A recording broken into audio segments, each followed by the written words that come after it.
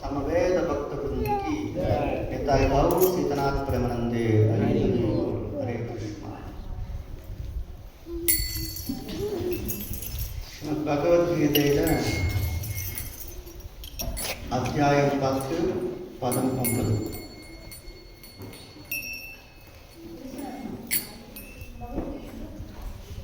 ओम नमो भगवते वासुदेवाय। ओम नमो भगवते वासुदेवाय। ओम नमो भगवते वासुदेवाय। ओम नमो भगवते वासुदेवाय।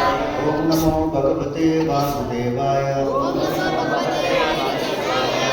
नारायणं नमस्कृत्यं नरं चैव नरोत्तमं देवीं सरस्वतीं व्यासं ततो जयमुदीरये। नष्टप्रायेषु अभद्रेषु नित्यं भागवतसेवया भगवती उत्तमश्लोके भक्तिर्भवति निष्ठितिः। मुखं करोति वाचालं पङ्गुं लङ्घयते गुरुं तत्कृपातमहं वन्दे श्रीगुरुदीनदारिणं परमानन्दमाधवं श्रीचैतन्यमेश्वरं। जय श्रीकृष्ण चैतन्य प्रभु नित्यानन्द श्री अद्वैत गदाधर श्रीवासादि गौरभक्तवृन्द। हरे कृष्णा कृष्ण कृष्ण हरे हरे, हरे राम राम राम हरे हरे। मच्चित्ता मद्गत प्राणां मच्चित्ता मत्कथ प्राणां बोधयन्तः परस्परं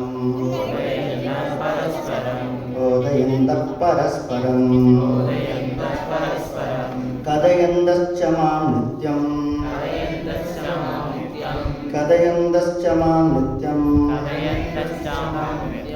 दुष्यन्ति च रमन्ति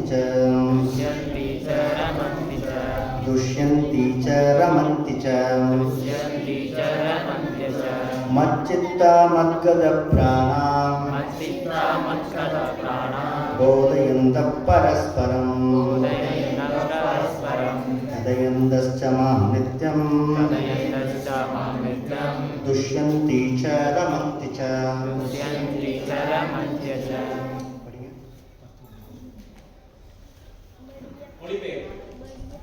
எனது தூய பக்தர்களின் சிந்தனைகள் என்னில் மூழ்கியுள்ளன.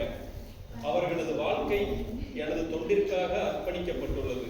மேலும் என்னை பற்றி தங்களுக்குள் உரையாடுவதிலும் ஒவ்வொருவர் உபதேசித்துக் கொள்வதிலும் இவர்கள் பெரும் திருப்தியும் ஆனந்தமும் அடைகின்றனர்.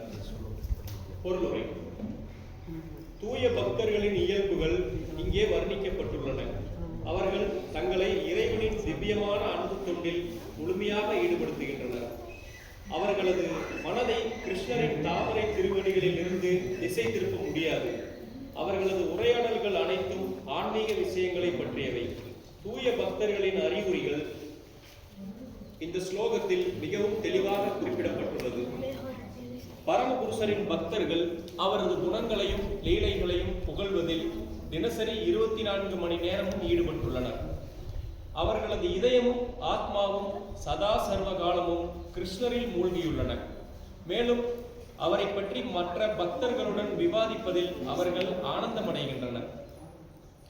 பக்தி தொண்டின் ஆரம்ப நிலையில் உள்ளவர்கள் சேவை செய்வதன் மூலம் தெய்வீக ஆனந்தத்தை அடைகின்றனர். அவர்கள் பக்குவ நிலையை அடையும் போது பகவத் பிரேமையில் உண்மையாக நிலை பெறுகின்றனர். அத்தகு திவ்யமான தலத்தில் நிலை பெற்றவுடன் இறைவன் தனது திருத்தலத்தில் வெளிப்படுத்தும் உன்னதமான பக்குவத்தை அவர்களால் அனுபவிக்க முடியும்.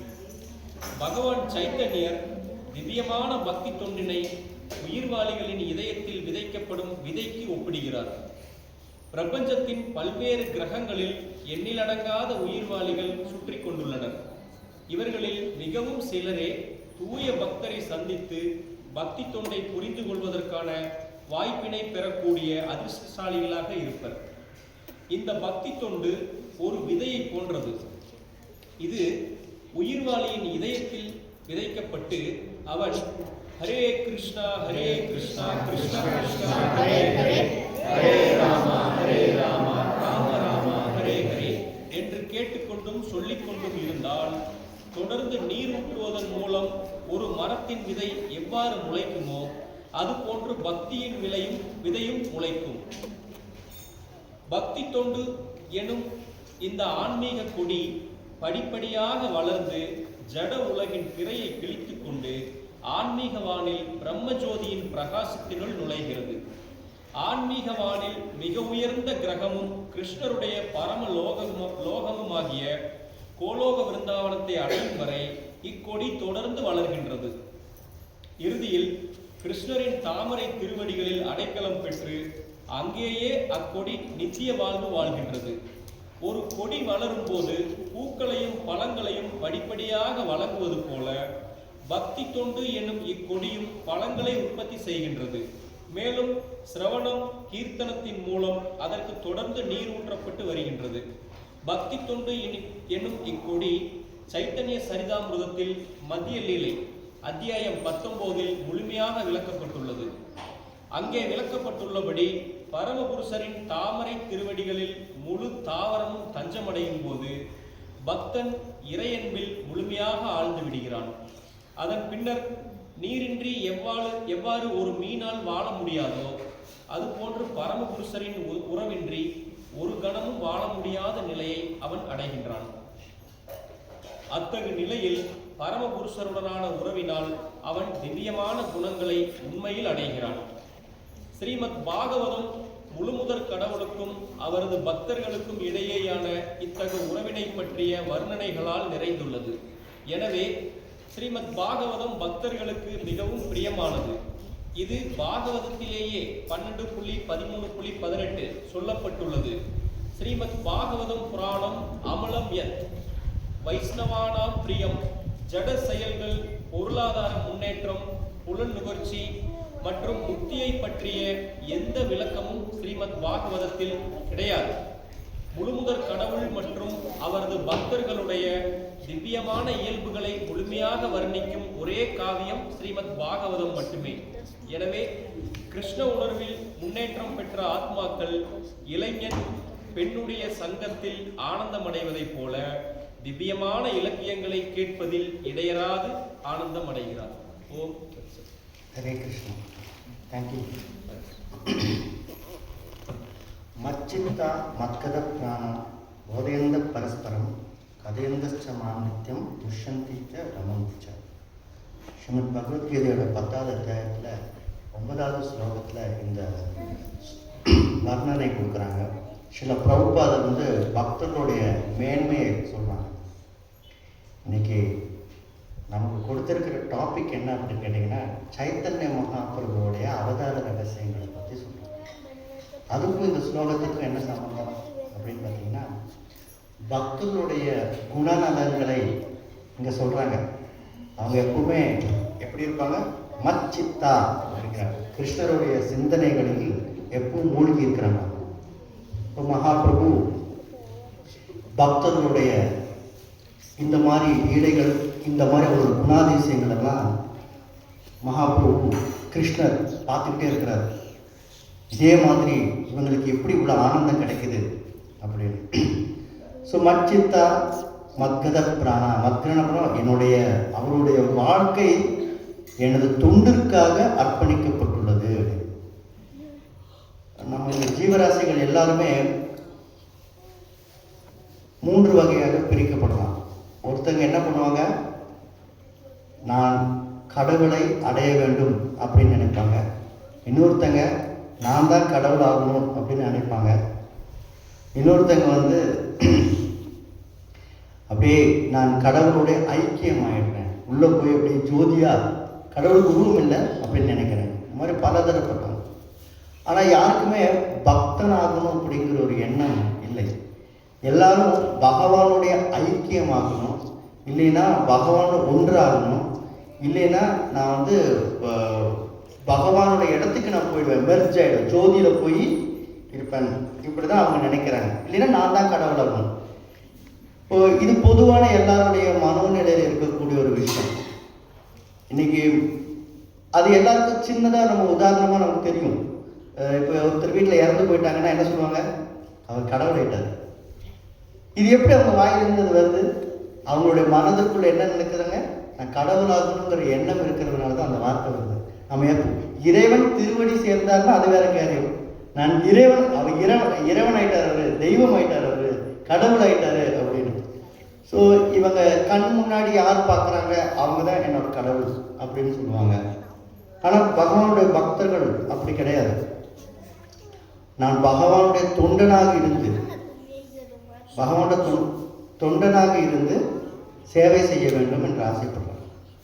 ஆனால் இந்த தொண்டில் என்ன கிடைக்குது? பெரும்பாலும் சொல்லுவாங்க, இந்த பக்தர்களை எப்போ பார்த்தாலும் கிருஷ்ணரை பற்றியே பேசுகிறாங்க, கிருஷ்ணனோட லீலைகளை பற்றி பேசுகிறாங்க. அவங்களுக்கும் ப்ராப்ளம்ஸ்லாம் வருது, பட் ஆனால் அவங்க ஏதோ சாஸ்திரங்கள்லாம் சொல்லி சமாளிக்கிறாங்க. இந்த மாதிரி எல்லாம் சொல்லுவாங்க வெளியில் இருக்கிறாங்க. ஆனால் உண்மையாக அப்படி கிடையாது.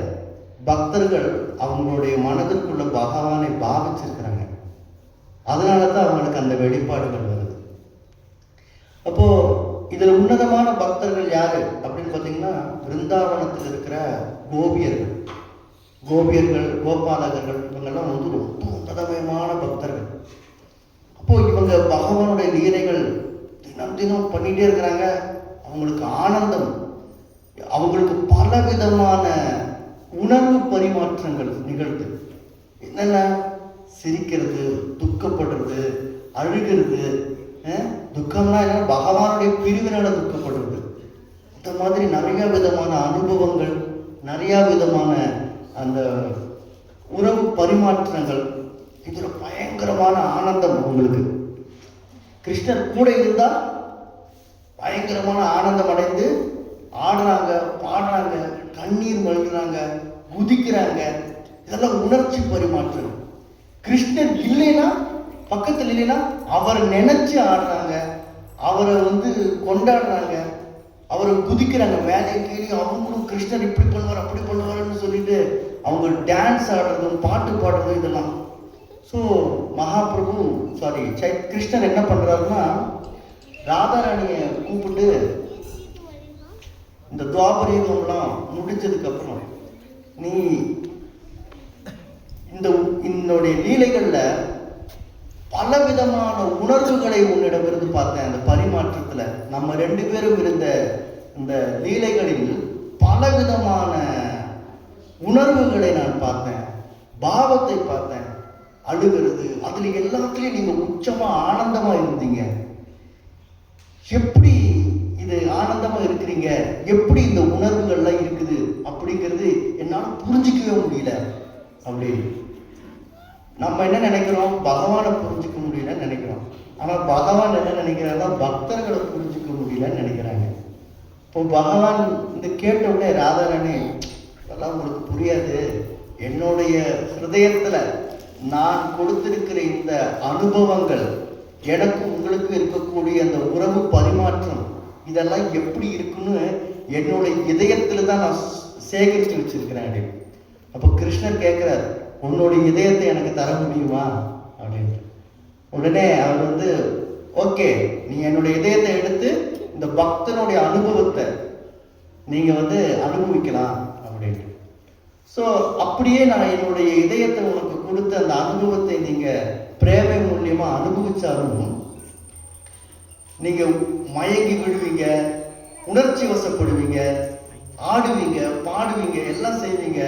அப்போ உங்களுடைய சரீரம் கீழே எல்லாம் விழுந்ததுன்னா அடிபடும் இல்லையா, அதுக்கு என்னுடைய சரீரத்தை உங்களுக்கு நான் தரேன் அப்படின்னு சொல்லிட்டு ராதாராணி கிருஷ்ணருக்கு தன்னுடைய சரீரத்தையும் தரேன்னு சொல்றாங்க, அந்த பக்தனுடைய பாவத்தை புரிந்து கொள்வதற்கு வேண்டி.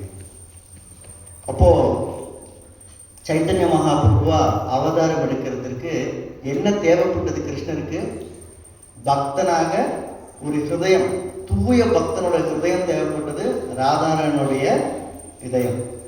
அதே மாதிரி அவருடைய பொன்னிற மேனி, அது மகாபிரபு அவருடைய சரீரத்தில் காமித்தார். இப்படி இருக்கும் பொழுது எல்லாரும் இங்க இருக்கிறவங்க கடவுளோட ஆசைப்பட்டாங்க. ஆனா கடவுள் என்ன ஆகணும்னு ஆசைப்பட்டாரு? பக்தராகணும்னு ஆசைப்பட்டாரு. ஏன்னா பக்தர் ரொம்ப டாப் மோஸ்டா ஒரு பக்தனா இருக்கிறது அப்படிங்கிறது பகவானுக்கே புரிஞ்சுக்க முடியல. அப்ப ராதாராணி கிட்ட கேட்கும் பொழுது ராதாராணி என்ன சொன்னாங்கன்னா, எப்படி இந்த சுவையில நீ அனுபவிக்கிற அப்படின்னு கேட்டதுக்கு, கரும்புக்கு அதோட சுவை தெரியாது, அந்த கரும்பு சுவைக்கிறவங்களுக்கு தான் தெரியும் அப்படின்னு. அவர் கரும்பா மட்டும் இருக்கிறார், சேவையை அனுபவிக்கிறார். ஆனா அந்த சேவை செய்யும் பொழுது இருக்கக்கூடிய இந்த மனோபாவம் இருக்குது பார்த்தீங்களா, அது பக்தருக்கு மட்டுமே கிடைக்கும், அது பகவானுக்கு கூட கிடைக்காதாமா. அந்த சுவையை அனுபவிப்பதற்காக பகவான் என்னவா வராரு? பக்தரா வராரு. ஸோ இது ரொம்ப மிகப்பெரிய பரம். பக்தனா இருக்கிறது மிகப்பெரிய ஆசீர்வாதம். அப்போ நம்மெல்லாம் கடவுள் ஆகணுமா இல்ல கடவுளோட பக்தன் ஆகணுமா? கடவுளுடைய பக்தன் ஆகணும். கடவுள் யாரு? கிருஷ்ணர். கடவுள்னா யாருன்னு தெரியாம இருக்க கூடாது இல்லையா? கிருஷ்ணருக்கு பக்தனாக இருப்பதுதான் எப்பொழுதும் அந்த ஜீவாத்மாவுக்கு உள்ள சந்தோஷம், ஆனந்தம். இந்த உச்சக்கட்ட ஆனந்தம் பகவானுக்கு இல்லை அப்படிங்கிறாரு. இந்த பக்தனா இருந்து நீங்க எனக்கு சேவை பண்ணி உங்களுக்கு கிடைக்கிற இந்த ஆனந்தம் இருக்குது இல்லையா, அந்த ஆனந்தம் எனக்கு இல்லை, நீங்க அனுபவிக்கிற அந்த ஆனந்தம் எனக்கு இல்லைங்கிறாரு. அப்போ பக்தனா இருந்து சேவை பண்றது, பகவான் எல்லாத்துலயுமே பூர்ணமானவனாக இருந்தாலும் இந்த பக்தரா இருந்து பகவானுக்கு சேவை பண்ணக்கூடிய அந்த அனுபவம் பகவானுக்கு கிடைக்கிறது இல்லை. ஸோ அதுக்காக சைத்தன்ய மகாபிரபு வராரு. அப்ப இந்த உலகத்தில் இருக்கிறவங்க எல்லாருடைய நிலையை மாற்ற வேண்டும், பக்தராக மாற்ற வேண்டும், பக்தர்களை பற்றி புகழ வேண்டும். மச்சித்தா மத்கத பிராணாம் போதையந்த பரஸ்பரம். என்னுடைய பக்தர்கள் எப்பொழுதும் என்னை பற்றி பேசி என்னை பற்றி உறவாடி ஒருத்தருக்கு ஒருத்தருக்கு உபதேசித்துக் கொண்டிருக்கிறார்கள். அப்பேற்பட்ட பக்தனாக நான் வந்து பக்தனுடைய தொழில் என்னவா இருக்கும்? எல்லாருக்கும் இந்த கிருஷ்ண ஞானத்தை எல்லாருக்கும் விநியோகம் செய்ய வேண்டும். எல்லாரும் வாங்க. சில கோயில் எல்லாம் போய் பார்த்தீங்கன்னா ஒரு மந்திரம் சொல்லணும்னா இத்தனாயிரம் ரூபாய் கட்டினா தான் உங்களுக்கு அந்த மந்திரம்னு சொல்லுவாங்க. ஒரு இது ரகசியமான மந்திரம். இந்த மந்திரம் உங்களுக்கு ஆனந்தத்தை தேடித்தரும். இந்த ஆனந்தத்தை தேடித்தர மந்திரம் உங்களுக்கு வேணும் அப்படின்னா எனக்கு இத்தனாயிரம் ரூபாய் நீங்க வந்து தந்தீங்கன்னா நான் உங்களுக்கு அந்த மந்திர சீக்ரெட் மந்திரத்தை நான் சொல்லித்தரேன் அப்படின்னு. ஆனா இது எல்லா சீக்ரெட்டாக்கும் பரம சீக்ரெட். இது ராஜகுஹ்யம். இது சீக்ரெட். இது எப்படி அப்படின்னா கோலோகேர பிரேமதான நாம சங்கீர்த்தனம். கோலோகத்திலிருந்து இது வருது. வைகுந்தத்திலிருந்தோ மகேஷ நாமத்திலிருந்தோ இல்ல பூலோகத்திலிருந்தோ இந்த நாமம் வரல. எங்கிருந்து வருது? கோலோகத்திலிருந்து. யார் கொண்டு வர? ஸ்ரீமதி ராதாராணியோடைய மனோபாவத்தில் பகவான் கிருஷ்ணர் கொண்டு வந்து இது எல்லாருக்கும் விநியோகம் செய்யறார். என்ன பண்றார்? ஹரே கிருஷ்ணா கிருஷ்ணா கிருஷ்ணா ஹரே ஹரே, ஹரே ராம ராம ராம ஹரே ஹரே. இந்த நாமத்தை மகாபிரபு இந்த நாமத்தை சொல்றதுக்காகத்தான் நான் வருவேன் அப்படிங்கிறார். இந்த நாமத்தை எப்படி சொல்றது? இந்த ஹரிநாமத்தை எப்படியெல்லாம் சொல்றது, எப்படியெல்லாம் மற்றவர்களுக்கு இந்த பிரச்சாரம் செய்வது அப்படிங்கிறத சொல்லிக் கொடுக்கறதுக்கு வேண்டி இமயம் முதல் குமரி வரை மகாபிரபு பிரயாணம் செய்தார். எல்லா இடத்துக்கும் பிரயாணம் செய்து இந்த ஹரிநாமத்தை விநியோகம் செய்தார். அப்ப விநியோகம் செய்யும் பொழுது என்ன ஆவாங்க? எல்லாருமே பக்தர்கள் ஆயிடுவாங்க. எல்லாரும் பக்தரான என்ன பண்ணுவாங்க? துஷ்யந்திச்ச ரமந்திச்ச. ஒருத்தருக்கு உரையாடி கொண்டு அவர்களும் இதே கடமையை செய்வார்கள். மற்றவர்களுக்கு பிரச்சாரம் செய்து கொண்டு, இந்த பிரச்சாரம் செய்து கொண்டு பகவானை பற்றி புகழை பாடிக்கொண்டு ஒருத்தருக்கு ஒருத்தர் ஆனந்தம் அடைகிறார்கள் அப்படிங்கிறாங்க. சோ இந்த உலகத்துல நம்ம ஆனந்தத்திற்காக நம்ம என்ன நினைக்கிறோம்? போராடுறோம். ஆனந்தம் வேணும், ஆனந்தம் வேணும். ஆனந்தம் எங்க கிடைக்குது? பகவானை பற்றிய விஷயங்களை பேசுவதனாலும் மற்றவர்களுக்கு எடுத்து உரைப்பதினாலும் தான் ஆனந்தம் கிடைக்கிறது அப்படின்னு சொல்லி கிருஷ்ணரும் சொல்றார், சைத்தன்ய மகாபிரபு வாழ்ந்து காட்டினார். மச்சித்தா மத்கத பிராணா போதயந்த பரஸ்பரம் கதையந்தஸ்ச மாநித்யம் துஷ்யந்திச்ச ரமந்திச்ச. பகவத்கீதை இன்னொன்னு சொல்றார். என்ன சொல்றார்? சததம் கீர்த்தயந்தோமாம். எப்பவும் கீர்த்தனம் பண்ணணும். எப்படி எப்பவுமே கீர்த்தனம் பண்றது?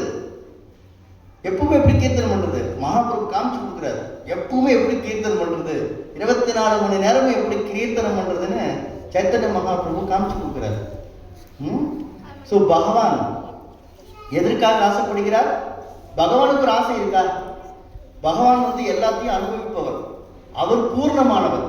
அவர் சுயமாக எல்லாத்துக்கும் வெளியிலிருந்து ஒரு ஆனந்தம் அவருக்கு வர வேண்டிய அவசியம் இல்லை. சச்சித் ஆனந்த விக்கிரகம் அவரு. ஆனா அவரும் ஆசைப்படுறாராமா. என்ன ஆசைப்படுறார்? நம் பக்தனாகவும் ஆசைப்படுறாராமா. கடவுளாகவும் ஆசைப்படுறாரு. கடவுள் பக்தனாகவும் ஆசைப்படுறாரு. ஆனா இங்க இருக்கிற ஜீவாத்மாக்களை கடவுளாகவும் ஆசைப்படுறாங்க இல்லையா? சோ பக்தனாக ஆசைப்படுறாரு பகவான். அப்போ பக்தங்கிறது வந்து எவ்வளவு டாப் மோஸ்டான ஒரு பாவம் நமக்கு இருக்குது அப்படிங்கிறத நம்ம தெரிஞ்சுக்கலாம். ஓகேங்களா?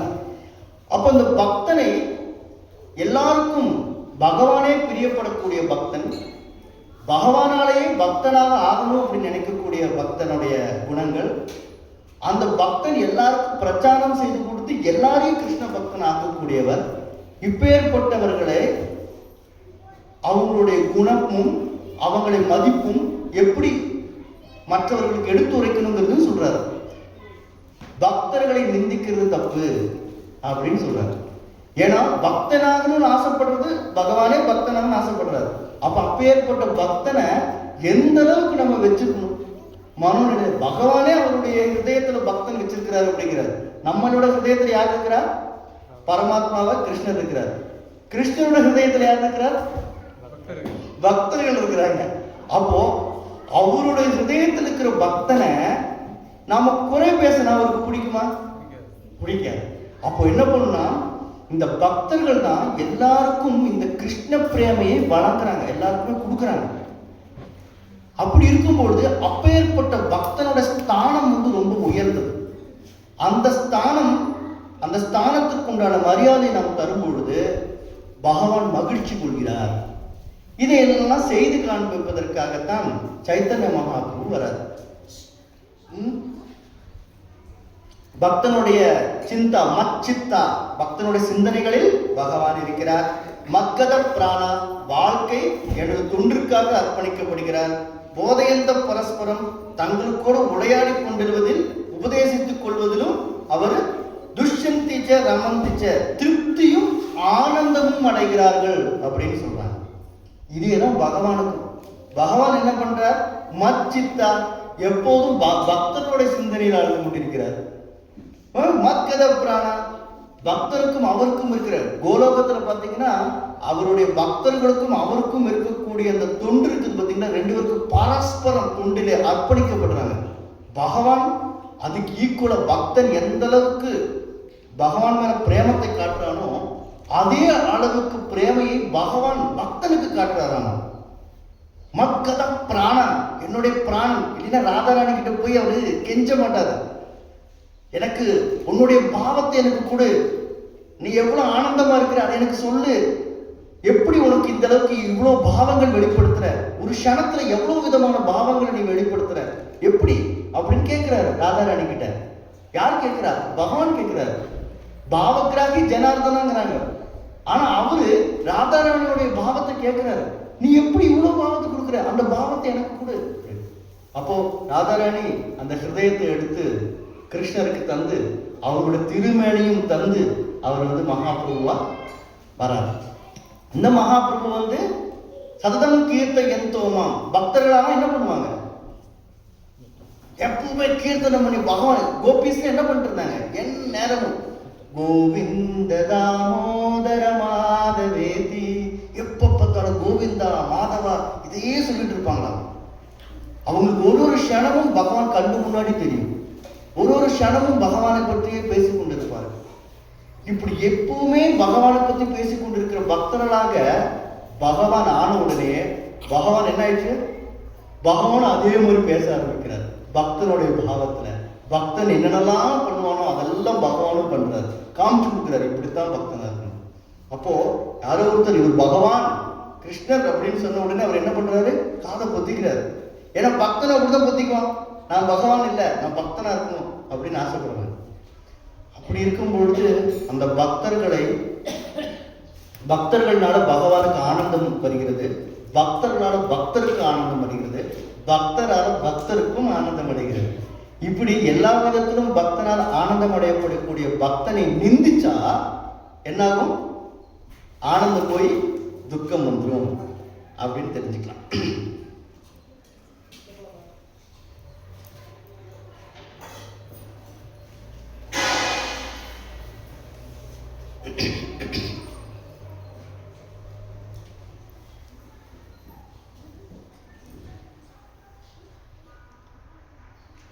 ஒரு தடவை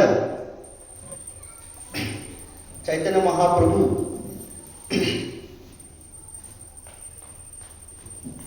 உடைய தூய பக்தர் ஸ்ரீவாஸ் தாக்கூர் யாரு?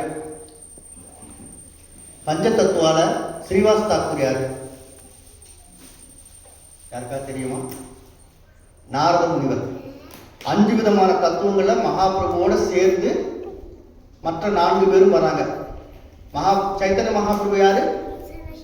பகவான் கிருஷ்ணர். நித்யானந்த பிரபு யாரு? பலராமர். அத்வைதாச்சாரியா யாரு? சதாசிவனும் மகாவிஷ்ணுவும் சேர்ந்த ஒரு அவதாரம். கதாதர பண்டிட் யாரு? ராதாராணி. ஸ்ரீவாஸ் தாக்கூர் யாரு? நாரத முனிவர். இப்படி 5 விதமான தத்துவங்களில் பகவான் வருகிறார். அதுல ஸ்ரீவாஸ் தாக்கூர் ரொம்ப ஆனந்தமயமான சங்கீர்த்தனத்திற்கு அவருடைய இல்லத்தில் இடம் கொடுத்தவர். பகவானுடைய ஹிருதயத்தில் ஸ்ரீவாஸ் தாக்கூர் எப்பவுமே இருக்கிறார். அப்போ அதனால என்ன பண்றாருன்னா, ஸ்ரீவாஸ் தாக்கூர்னா அவருக்கு ரொம்ப பிடிக்கும். அவங்க வீட்டுக்கு ரொம்ப பக்கத்துல தான் ஜெகநாத மிஸ்ராவுடைய வீடு பக்கத்துல தான் ஸ்ரீவாஸ் தாக்கூரோட வீடு இருக்கும். நீங்க நவதீப்ல போய் பார்த்தீங்கன்னா தெரியும். அப்போ எப்படி பிருந்தாவனத்துல நிதுவன் ராசலில நடக்கிற இடம் என்ன, பகல் பூரா மாடு மேய்ப்பார் கிருஷ்ணர், இரவில் என்ன பண்ணுவார், ராச நடனம் புரிவார், பக்தர்களுடைய சேர்ந்து ஆடி பாடி மகிழ்வார். இங்க மகாபிரபு என்ன பண்றார், பகல் பூரா ஹரிநாம சங்கீர்த்தனத்துக்காக வெளியில போய் எல்லாருக்கும் பிரச்சாரத்தில் ஈடுபடுகிறார். இரவில் என்ன பண்றார், இங்க ஸ்ரீவாஸ் தாக்கூருடைய வீட்டில் இருந்துட்டு நகர சங்கீர்த்தனம், அதாவது இங்க ஹரிநாம சங்கீர்த்தனத்தில் ஈடுபடுகிறார் மகாபிரபு.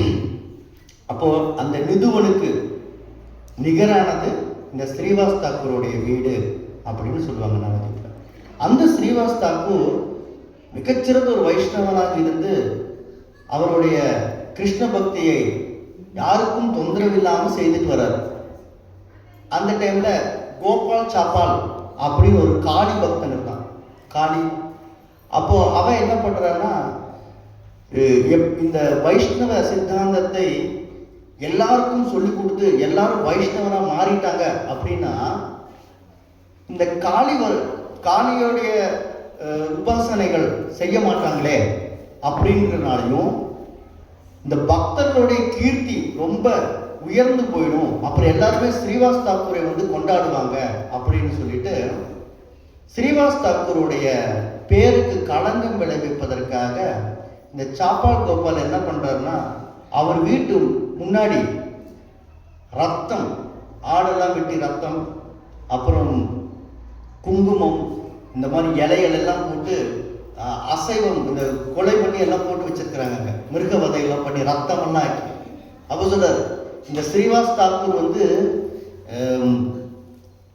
வைஷ்ணவனான போலி வேஷம் போட்டுட்டு இருக்கிறார், அவரும் காளி பக்தன் தான் அப்படின்னு சொல்லி சொல்றார். அந்த போலியை நம்பாதீர்கள் அப்படின்னு. இப்போ ஸ்ரீவாஸ் தாக்கூர் வெளியில வந்து பார்க்கும்பொழுது, அவருக்கு இதெல்லாம் பார்க்கும்பொழுது ஒரு பக்தருக்கு பரதுக்கே துக்கி, இந்த என் மேல் இருக்கிற பொறாமையினால இந்த அப்பாவி ஜீவனை வந்து வெட்டி என் வீட்டு முன்னாடி போட்டிருக்கிறாங்களே அப்படின்னு அவர் ரொம்ப வருத்தப்படுகிறார். ரொம்ப வருத்தப்பட்டு சொல்றார். அப்போ அங்க இருக்கிற பெரியவர்கள் எல்லாம் இதை பார்த்து ஸ்ரீவாஸ் தாக்கூருடைய மகத்துவம் அவர்களுக்கு தெரியும், இந்த மாதிரிலாம் பண்ணியிருக்கிறாங்களே அப்படின்னு சொல்லிட்டு அவர் என்ன பண்றாங்கன்னா, அங்க இருக்கிற தூய்மை பணியாளர்கள்லாம் வச்சு அந்த இடத்தை சுத்தம் பண்ணி கோமூத்திரம் எல்லாம் தெளிச்சு பண்றாங்க. ஆனா ஒரு தூய பக்தரை நிந்தம் பண்ணதுனால என்ன ஆயிடுச்சுன்னா, அந்த சாப்பால் கோபால் 2-3 நாளுக்கு அப்புறமே அவருக்கு குஷ்ட நோய் வந்துருது. பக்தரை நிந்திப்பவருக்கு என்னாகும், பக்தரோட மகத்துவத்துக்காக பகவானே பக்தனாக வரார். அப்பேற்பட்ட பக்தனுக்கு ஏதாவது ஒரு தொந்தரவு ஏற்படுத்தினால் அவர்களுக்கு துன்பம் மட்டுமே தான் மிஞ்சும். இந்த சாப்பால் கோபால் இந்த மாதிரி குஷ்ட ரோகமா இருந்து அவர் உடம்புல எல்லாம் புண்ணு, குஷ்டம் வந்து புண்ணாயிருக்கு. அப்போ அவருடைய புண்ணுல வந்து புழுக்கள் எல்லாம் நெளிஞ்சு அதை கடிச்சு ரத்தமெல்லாம் வந்து ரொம்ப சீயெல்லாம் வந்து ரொம்ப கஷ்டப்படுவாங்க. அப்போ சைத்தன்ய மகாபிரபு சங்கீர்த்தனம் பண்ணிட்டு அங்க வரும்பொழுது இந்த சாப்பால் கோபால் வந்து கேட்கிறாரு, எல்லாருக்கும் நீங்க விடுதலை தரீங்க, நான் இப்படி இருக்கிறேன், எனக்கு நீங்க எதுவும் கருணை தரமாட்டீங்களா அப்படின்னு கேட்கிறேன். அப்போ மகாபிரபு என்ன சொல்றாருன்னா, உன்னுடைய மறுவாழ்வுக்கு என்னிடம் ஒரு உபாயம் இல்லை, உன்னுடைய மறுவாழ்வுக்கு என்கிட்ட எதுவுமே கிடையாது. நீ எந்த இடத்துல தவறு செய்தியோ அந்த இடத்துல நீ போய் அவங்க கிட்ட மன்னிப்பு கேளு அப்படின்னு சொல்றாங்க. அப்புறம் ஸ்ரீவாஸ் தாக்கூர் கிட்ட வந்தாங்க. ஸ்ரீவாஸ் தாக்கூர் வந்து மன்னிப்பு கேட்கிறார். யாரு? சாப்பால் கோபால்.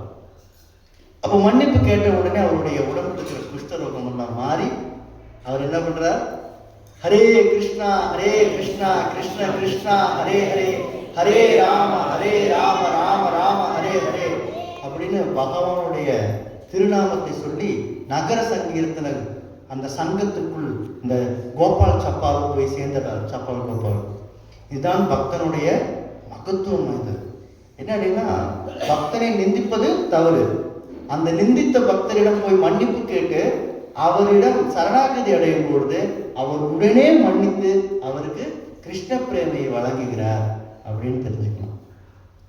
இதே மாதிரி ஹரிதாஸ் தாக்கூர் அவருக்கும் இதே மாதிரி என்ன பண்றாங்கன்னா, ஹரிநாமத்தை சொல்றதுனால எல்லா முகமதியர்கள் முஸ்லிம்களுக்கு எல்லாருக்கும் நம்மளுடைய முஸ்லிம் சமுதாயத்தில் இருந்துட்டு இந்த ஹரிதாஸ் தாக்கூர் ஹரிநாமத்தை பிரச்சாரம் செய்து கொண்டிருக்கிறார், இவருக்கு களங்கம் ஏற்படுத்த வேண்டும் அப்படின்னு சொல்லி போய் அங்க இருக்கிற ஹுசைன் ஷா கிட்ட போய் அங்க இருக்கிற முஸ்லிம் அதிகாரி கிட்ட போய் சொல்லி இவரை ஹரிநாமத்திலிருந்து விளக்க சொல்றாங்க. அது எப்படி சொல்றாங்க அப்படின்னா, அங்க இருக்கிற ஹிந்துக்களை எல்லாம் கூட்டிட்டு போய் இவர் ஒரு முசல்மானாக இருந்து ஹரிநாமத்தை சொல்லி ஹிந்துக்களுக்கு களங்கம் ஏற்படுத்துகிறார் அப்படின்னு சொல்லி போய் சொல்றாங்க. இந்துக்கள் எல்லாம் போய் சொல்றாங்க. அப்போ ஹிந்துக்கள் எல்லாம் போய் இங்க சொல்லும் பொழுது அங்க இருக்கிற ராஜா என்ன பண்றார், முஸ்லிம் ராஜா இவரை ஹரிநாமத்தை சொல்லக்கூடாது அப்படின்னு சொல்றார். ஹரிநாமத்தை சொல்லக்கூடாதுன்னா என்னால இருக்க முடியாது, உயிரோடவே இருக்க முடியாது, என்னுடைய ஜீவன் ஹரிநாமம், ஹரிநாமத்தை சொல்லாம நான் இருக்க முடியாது அப்படிங்கிறார். உடனே இவர் ரொம்ப இவரோட தீர்மானத்தில் உறுதியாக இருந்ததினால் 21 மார்க்கெட் பிளேஸ் சந்தையில அவரை அடிச்சு இழுத்துட்டு போறாங்க சாட்டையில. ஹரிநாமத்தை சொல்லுவாயா, சொல்ல மாட்டேன்னு சொல்லு, உன்னுடைய இந்த தண்டனையிலிருந்து நான் விடுவிக்கிறேன் அப்படின்னு சொல்லிட்டு சொல்றாங்க. ஆனா அவரு ஒரு அடி வாங்கும் பொழுதும் ஹரே கிருஷ்ணா கிருஷ்ண கிருஷ்ணா ஹரே ஹரே ஹரே ராம ராம ராம ஹரே ஹரேன்னு நாமத்தை சொல்லிக்கிட்டே இருக்கிறார்.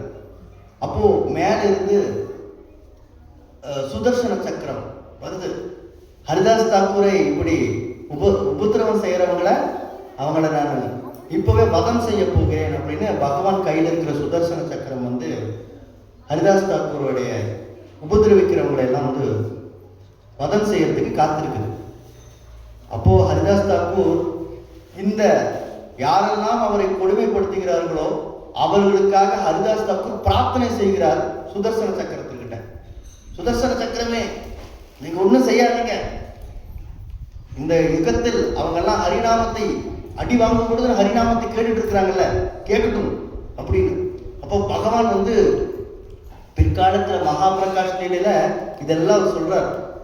நீங்க அடி வாங்கும் பொழுது என் கையில் இருக்கிற சுதர்சன சக்கரத்தை எடுத்துக்கொண்டு அந்த 21 மார்க்கெட் பிளேஸ்ல அடிச்ச எல்லாரையும் நான் துவம்சம் பண்றதுக்கு வேண்டி என்னுடைய சுதர்சன சக்கரத்தை நான் அனுப்பினேன். ஆனா நீ அவங்க கிட்ட வேண்டான்னு சொல்லிட்டேன், அவங்களுக்கு உபதிரவம் பண்ண வேண்டாம், உன்னை தாக்கினவர்களுக்கு கூட நீ கருணையாக இருந்தாய் அப்படின்னு. அதனால சுதர்சன சக்கரம் என்ன பண்றதுன்னு தெரியாம அங்கேயே நின்றுட்டு இருந்துதான். இவருடைய ஒரு வார்த்தைக்கு வேண்டி, யாருடைய வார்த்தைக்கு வேண்டி, ஹரிதாஸ் தாக்கூரோட வார்த்தைக்கு வேண்டி சுதர்சன சக்கரம் அங்கேயே நின்றுட்டு இருந்தது. அப்போ ஏன்னா ஹரிதாஸ் தாக்கூர் அனுமதிக்கல, இவர்களை எல்லாம் வதம் செய்வதற்கு அனுமதிக்கவில்லை. அப்படி கடைசியில கேட்கிறாங்க, அடிச்சு அடிச்சு அடிச்சு அந்த சிப்பாய்கள் சேவகர்களுக்கெல்லாம் என்ன ஆகுதுன்னா கைவலி வந்துருது. கைவலி வந்தாலும் அடிக்கிறாங்க மாத்தி மாத்தி. ஆனா இவன் ஹரிநாமத்தை சொல்லாமல் இருக்கலன்னா என்ன பண்ணுவாங்க இவங்க, இந்த சேவகர்களுக்கெல்லாம் தண்டனை கொடுக்கப்படும். அதனால நீங்க தயவு செய்து நிறுத்துங்கன்னு கெஞ்சுறாங்க ஹரிதாஸ் தாக்கூர் கிட்ட. அப்ப ஹரிதாஸ் தாக்கூர் அவங்களோட வாழ்வுக்கு வேண்டி ஹரிதாஸ் தாக்கூர் என்ன பண்றார், செத்தம் நினைக்கிறார். அப்புறம் அப்படியே தூக்கி கொண்டு கங்கையில போட்டுறாங்க ஹரிதாஸ் தாக்கூர். அப்படியே மிதந்து போறதை பார்த்த உடனே ஹரிதாஸ் தாக்கூர் இறந்து போயிட்டார், இவர் எப்படியாவது நம்ம போய் இந்த மெசேஜை போய் ராஜா கிட்ட சொல்லிடலாம் அப்படின்ட்டு. அப்போ ஹரிதாஸ் தாக்கூர் அப்படியே மிதந்து போய் அக்கறையில எந்திரிச்சு போய் மறுபடியும் ஹரிநாமத்தை சொல்லிட்டு இருக்காரு. அப்போ மகாபிரபு வந்து என்ன சொல்றாருன்னா, அன்னைக்கு உனக்காக நான் தான் அடி வாங்கினேன் அப்படின்னு சொல்லிட்டு முதுகுல காமிக்கிறார். ஹரிதாஸ் தாக்கூர் அடிச்ச அடியெல்லாம் யாருக்கு முதுகுல போய் விழுந்திருக்குது, பகவானோட முதுகுல போய் விழுந்திருக்குது. ஸோ பக்தருக்காக பகவான் என்னெல்லாம் சாதிக்கிறார், என்னெல்லாம் செய்யறாருன்னு பாருங்க. பக்தருக்காக தன்னுடைய ஜீவனை உபதிரம் பண்ணிக்கிறார். பக்தனை அடிச்சாங்கன்னா இவருக்கு வழி வந்துருது, இவருக்கு இந்த மார்க்கெல்லாம் இருக்குது. ஸோ பக்தர்களை வந்து நாளைக்கு வந்து பார்த்தீங்கன்னா தேவானந்த பண்டிட்டுடைய மறைந்த தினம். தேவானந்த பண்டிட் யார் அப்படின்னா ஸ்ரீவாஸ்தா, ஒரு பெரிய பாகவத உபாசகர். அவருடைய உபாசகர் கேட்கறதுக்கு, உபாசனை கேட்கறதுக்கு வேண்டி எல்லாருமே வருவாங்க கேட்கறதுக்கு வேண்டி. அப்படி கேட்கும் பொழுது எல்லாரும் மெய்மறந்து இருப்பாங்க. அப்ப இதை கேட்டு ஸ்ரீவாஸ் தாக்கூர் என்ன பண்றாருன்னா, இந்த லீலைகளை எல்லாம் பாகவத லீலைகளை கேட்பதற்கு வேண்டி அவரும் அங்க வந்து உட்கார்ந்து இருக்கிறார். அவர் வந்து உட்கார்ந்து இருக்கும் பொழுது இந்த பாகவத கதைகள்லாம் கேட்டுட்டு தன்னையே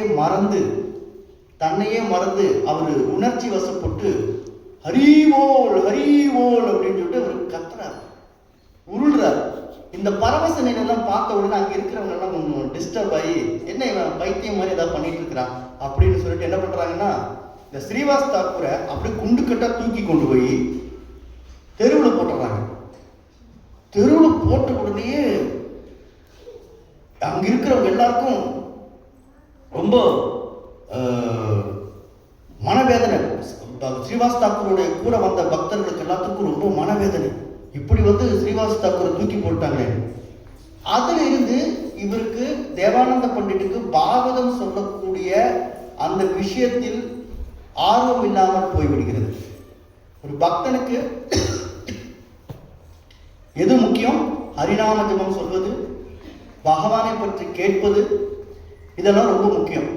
பகவானுடைய பக்தர்களை நிந்திப்பவர்களுக்கு ஹரிநாமத்தின் மேல் ருச்சி இருக்காது, பாகவத சிரவணத்தில் ருச்சி இருக்காது. இது ரெண்டு நாள தான் அவன் இந்த உலகத்தை விட்டு கோலோக விருந்தாவனம் போக முடியும். அப்போ அவன் என்ன பண்ணணும்? பக்தனா இருக்கணும்னா என்ன பண்ணணும்? முதல் பக்தனா இருக்கிறதுக்கு முதல் யோகிதை என்ன?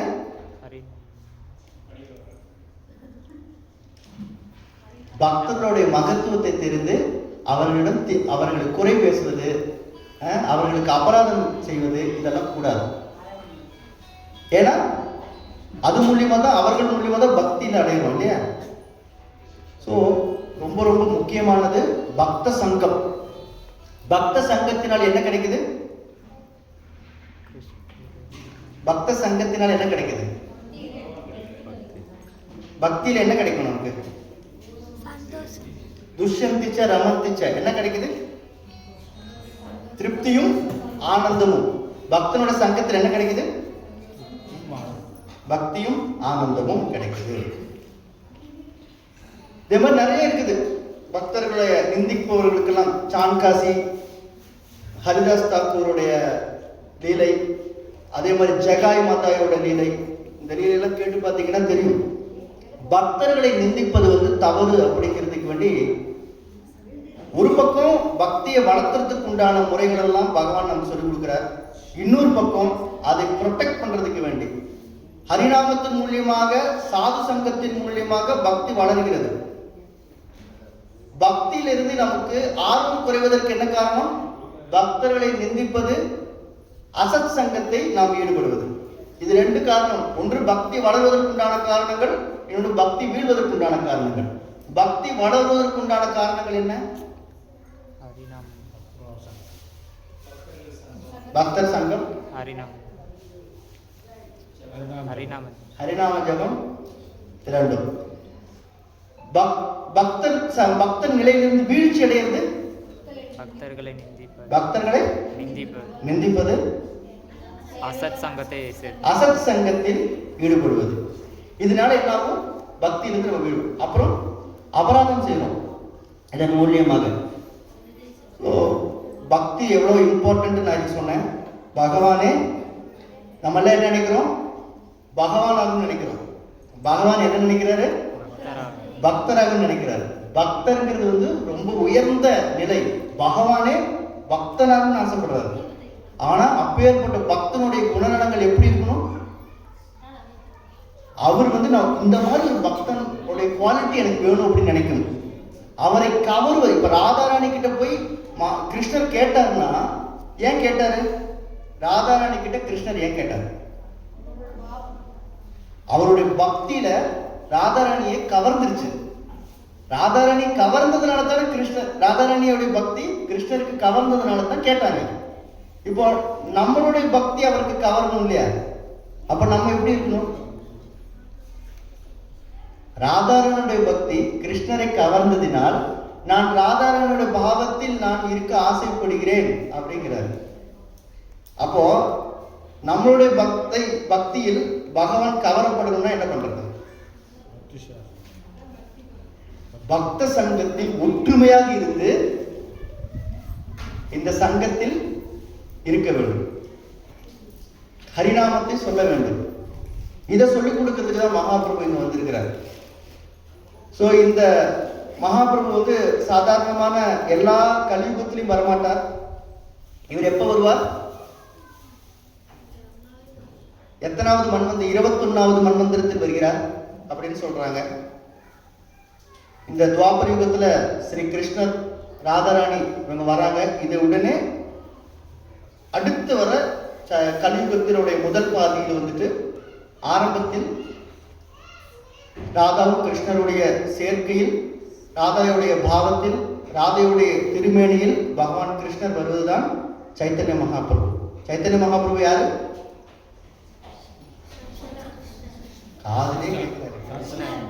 சைத்தன்ய மகாபிரபு யாரு? கிருஷ்ணர். என்ன உணர்வு, என்ன பாவத்துல வரார்? ராதாரனுடைய பாவத்துல வரார். பாவத்தில் மட்டும்தான் வராரா? அவருடைய ராதாரனுடைய திருமேனியிலையும் கூடி வரார். பாவம் பிளஸ் அவருடைய திருமேனி. ஏன் அவருக்கு அந்த திருமேனி கிடைச்சது?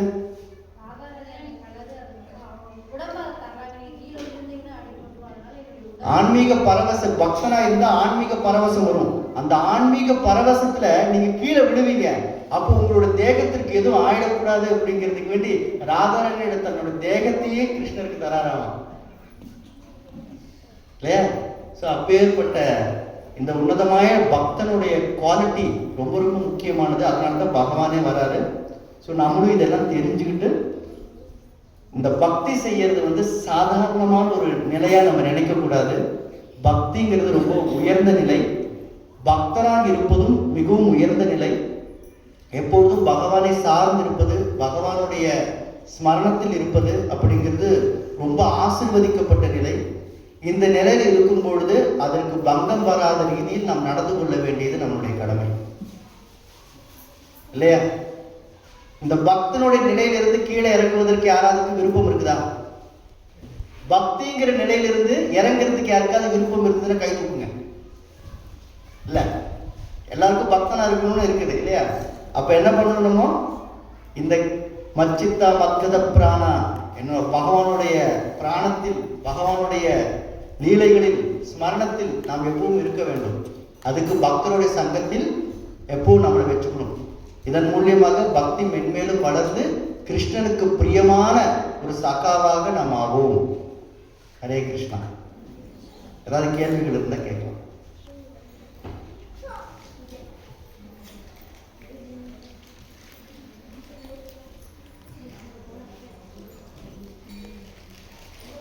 ஏதாவது கேள்விகள் இருந்ததுன்னா கேட்கலாம். டவுட்ஸ் இல்லைன்னா கமெண்ட்ஸ்.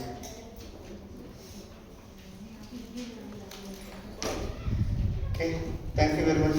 वाचा कल्पतरुभ्यश्च कृपा सिन्धुभ्येव च पतितानां पावनेभ्यो वैष्णवेभ्यो नमो नमः. अनंत कोटि वैष्णव वृंद की ग्रंथराज श्रीमद् भगवद गीता की जय. गौर सिद्धनाथ प्रेमानंदे हरे हरे हरे कृष्ण.